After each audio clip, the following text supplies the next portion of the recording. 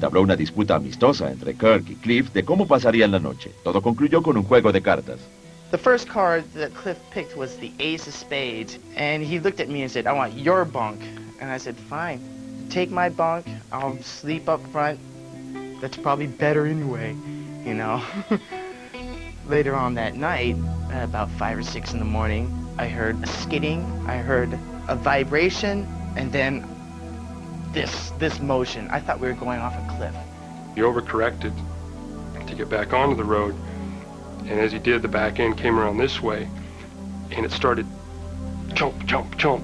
The sound of screeching brakes and being flipped around like a piece of clothes in a dryer. Scott woke up, hot coffee getting poured all over me, you know, from the coffee machine, and, you know, the bus was on its side. What happened? Is the bus gonna blow up?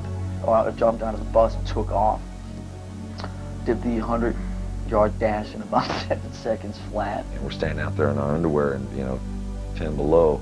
And I heard everyone screaming except for Cliff. And I thought, oh my God, something's wrong. Seeing the bus driver just, you know, freaking, frantic. And I turned around and I saw Cliff's legs sticking out from underneath the bus. I went to, you know, pull him out, wake him up or whatever. It's like, you know, he's not moving. And the driver walked over and started pulling on the blanket that was underneath the bus next to Cliff. And I said, "What are you doing?" I grabbed him. Don't you take that away from him. En contra de todas las posibilidades, la banda tenía la esperanza de que Cliff estuviera vivo. A crane turned up, a big crane with a jib and all that, and they hooked up a chain around the bus, and they picked the bus up. There were still people trapped under the bus, but everyone else was okay. I don't know if Cliff was dead at this point or not, because the bus actually slipped back after they picked it up. They lifted it to pull him out, and it slipped back and landed again on the floor. After that, you know, I was in such shock that everything else for the next 3 or 4 hours, I can't even remember. Kirk and James yelling at the driver.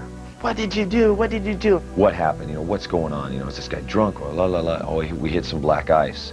And I recall in my underwear, you know, and socks, walking for miles, looking for this black ice, walking back going, where's this black ice? I don't see any black ice.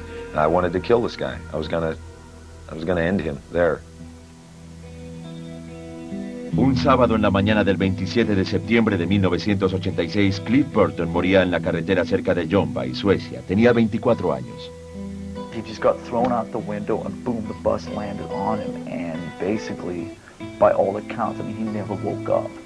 You know, to this day, I just think, you know, it could have been me, it couldn't have been me, but it's never left me to this day. You always feel protected on tour. Nothing bad can happen like this. It's not allowed. You know what I mean? This is rock and roll, man. Nobody dies.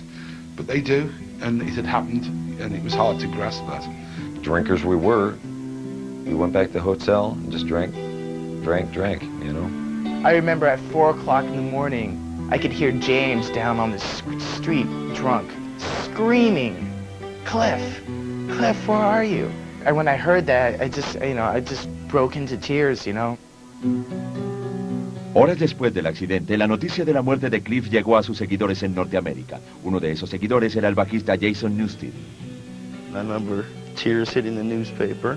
Killed in Sweden, Metallica bassist Cliff Burton, 24 years old or whatever, and I'm just lost it. Lars, James y Kirk regresaron a San Francisco para asistir al funeral de su amigo y compañero de banda. Lars took over from then on, and, you know, in all fairness to Lars, without Lars Ulrich, that band wouldn't be where they